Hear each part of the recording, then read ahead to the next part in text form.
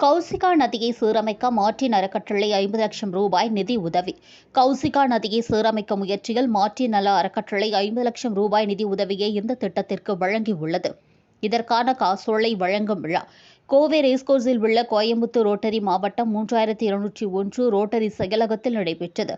கௌசிகா நீர்க்கரங்கள் இந்த திட்டத்தில் வையம்பாளையத்திலிருந்து தேவம்பாளையம் வரையிலான 6 கிலோமீட்டர் தூரத்திற்கு கௌசிகா நீர்க்கரங்கள் ரோட்டரி மாவட்டம் 3201 இணைந்து மறுசீரமைப்பு மேற்கொள்ளப்படுகின்றன.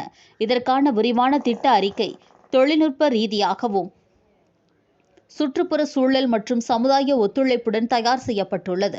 நிகழ்ச்சியில் ரோட்டரி கிளப் 3201 மேம்பாட்டுக் குழு உறுப்பினர் குழு தலைவர் லீமா ரோஸ் மார்டின், கோயம்புத்தூர் ஆலம் ரோட்டரி கிளப் தலைவர் டெய்சி மார்டின், கௌசிகா நீர்க்கரங்கள் ஒருங்கிணைப்பாளர் மற்றும் கோவை ரோட்டரி கிளப் உறுப்பினர் சூர்யா குமாரி, ரோட்டரி மாவட்டம் 3201 உதவி கவர்னர் கவிதா கோபாலகிருஷ்ணன் உள்ளிட்டோர் பங்கேற்றனர்.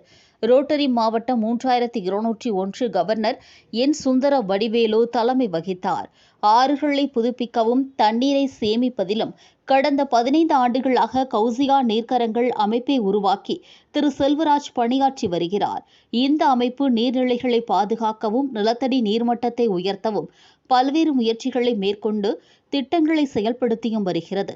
ரோட்டரி மாவட்டம் 3201 இந்த அமைப்புடன் இணைந்து நீண்ட கால அடிப்படையில் காட்டு பண்ணாரியம்மன் கோவில் முதல் தேவனாம்பாளையம் தடுப்பணை வரை 20 கிலோமீட்டர் தூரத்திற்கு மறுசீரமைப்பு மற்றும் மேம்பாட்டு திட்டங்களை மேற்கொள்ள திட்டமிட்டுள்ளது.